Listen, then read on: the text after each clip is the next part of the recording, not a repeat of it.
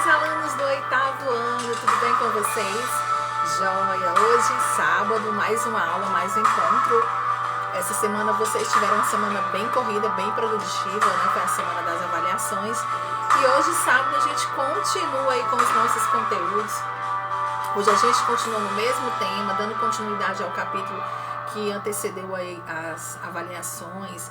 Hoje a gente vai para o capítulo 2, vai falar sobre a América Andina. Então convido vocês a pegar o livro de vocês, acompanhar essa videoaula, pega aí o marca-texto, né? Nós vamos para a página 174, falar um pouquinho aí sobre alguns países, né? As suas características, e vai ser bom demais. Sempre com alto astral, sempre nossas aulas com essas músicas instrumentais para animar mesmo, tá? É tudo de propósito mesmo. A gente começa com alto astral, que é bom demais. Vamos lá então? Vamos pegar o livro então de geografia na página 174, como eu falei para vocês.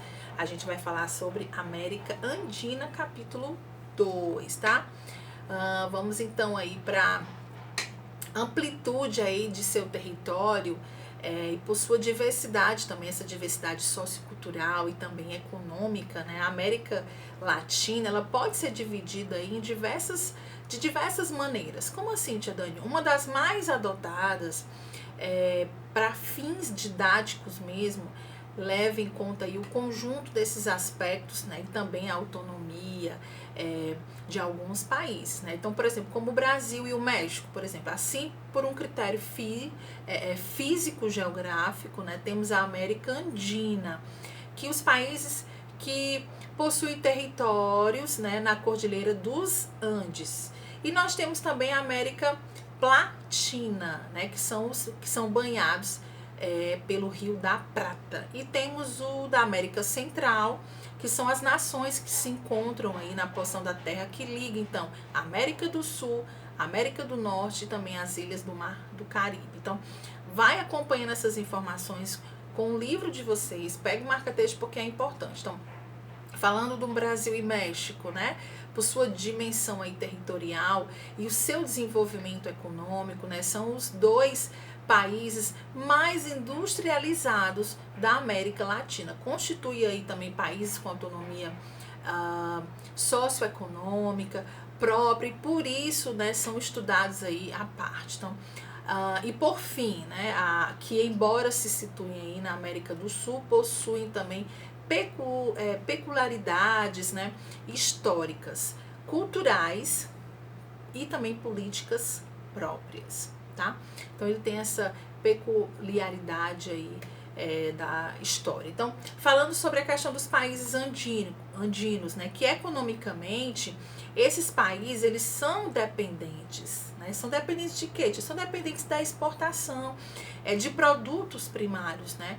Que são, por exemplo, cobre, petróleo, gás natural, até mesmo café, frutas, enfim, pescados e importação de grande parte dos produtos industrializados de maior valor agregado procedentes aí dos países que são países desenvolvidos. Então esse cenário faz com que alguns desses países, né, que apresentam um déficit na sua balança comercial internacional, agravado aí por um elevado endividamento, né, externo, não consigam aí solucionar seus problemas sociais, que são chamados problemas sociais crônicos. Então, não se pode, no entanto, tomar esse grupo de países de uma forma homogênea no ponto de vista econômico. Por exemplo, o Chile ele possui o maior IDH, que é o Índice de Desenvolvimento Humano da América do Sul. Então, com um parque industrial mais desenvolvido do que os seus vizinhos andinos, o Peru e a Colômbia, ela vem experimentando aí um crescimento do PIB e também bem expressivo nos últimos anos.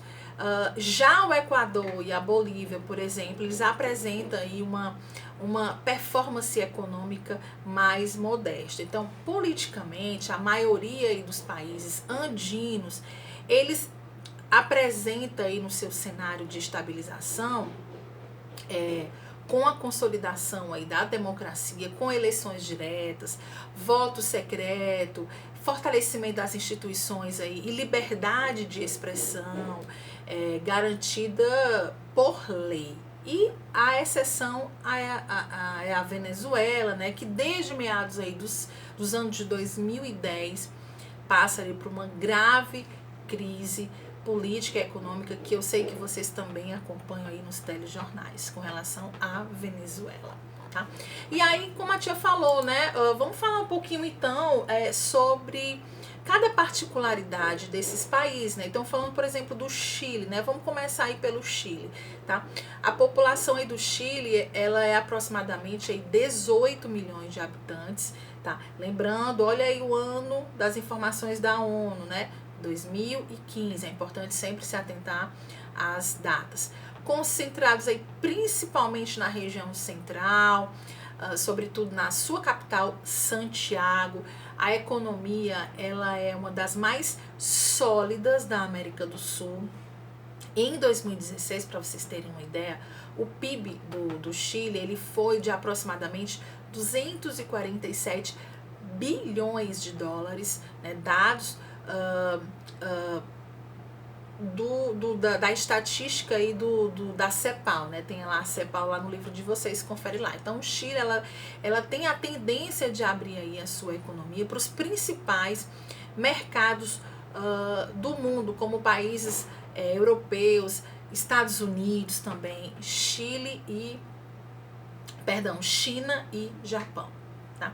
Vamos agora para a página seguinte, na página 176, deixa eu só te conferir, exatamente, vamos conhecer um pouquinho aí sobre o Peru, né?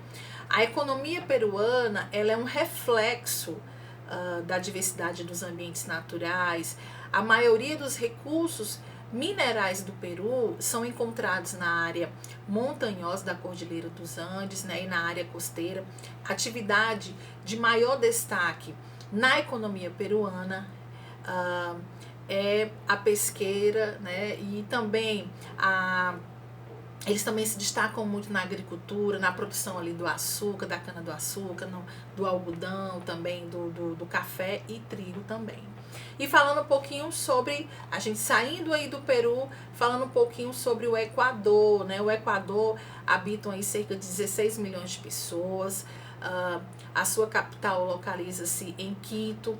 A economia equatoriana, ela tem aí na sua história marcada aí por crises e breves também momentos de recuperação. Por exemplo, no ano de 2000, devido aí uma grave crise no seu sistema bancário, o país adotou o dólar americano e com sua moeda, né? Eles adotaram então o dólar americano como a sua moeda. Então, na década seguinte, o Equador apresentou aí um crescimento.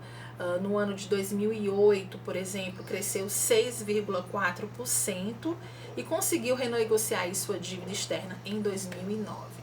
E aí a gente já falou sobre o Peru, já falou sobre o Equador, aí agora a gente vai falar um pouquinho aí sobre a Colômbia, né?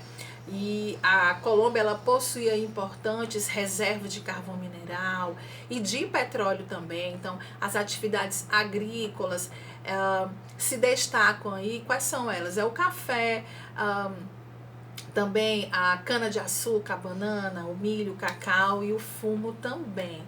E entre altos e baixos aí na última década, a Colômbia ela recuperou a sua capacidade aí de fazer a economia crescer, isso é importante, né? Apresentando aí uma elevação bem considerável aí do PIB. E aí falando um pouquinho da Bolívia, né? Os principais recursos naturais aí do país são o petróleo, o gás natural, a madeira, o pescado e um potencial hidráulico aí para a geração de energia elétrica, de energia de eletricidade, né, a geração de eletricidade, perdão. A principal atividade econômica do país é a extração aí do gás natural. A indústria boliviana ela é pouco desenvolvida, estando principalmente relacionado aí à produção mineral de alimentos e também de vestuário. Então nós já falamos aí da Colômbia, falamos da Bolívia, falamos do Chile, falamos do Peru, do Equador. Vamos agora para a página seguinte e vamos conferir o que ele traz para a gente sobre a Venezuela, né? A Venezuela que possui aí as maiores reservas de petróleo do mundo, né? O país é extremamente dependente da exportação do produto, que é responsável aí por quase metade da receita aí do governo. Porém, né, a maior contradição interna da economia venezuelana é o fato do país arrecadar muito dinheiro, veja só, com a exportação de petróleo e ter uma grande desigualdade social. Então, uma pequena parcela da população tem boas condições de vida, enquanto a maioria não se beneficia desses lucros, né, da arrecadação aí dessa atividade comercial. Soma-se a essas desigualdade, né, soma essa desigualdade, uma grave crise econômica que resulta aí tanto na queda do preço, né, internacional do petróleo, ou também de um conflito político que se arrasta há anos, né, envolvendo aí o atual governo e a oposição. Então, realmente, a Venezuela ela vive uma situação de crise política, enfim, que nos chama a atenção realmente, tá?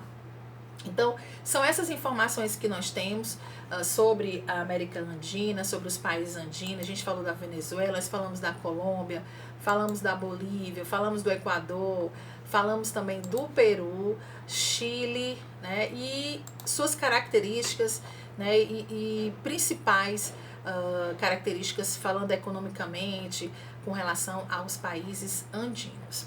Ficamos por aqui então, estamos encerrando então a nossa aula de hoje, nossa aula de sábado. Eu já vou me antecipando, desejando aí para vocês um excelente final de semana, que vocês possam aproveitar esse restinho do final de semana. Hoje a gente está online aqui das 13 até as 17 horas.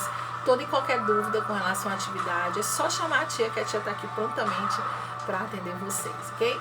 Beijo, meus amores, meus alunos amados do 8º ano, manhã e tarde. Se Deus quiser, logo, logo estaremos todos juntos novamente. Fiquem com Deus e até a próxima aula, se Deus quiser. Beijão da tia. Ô, saudade! Tchau!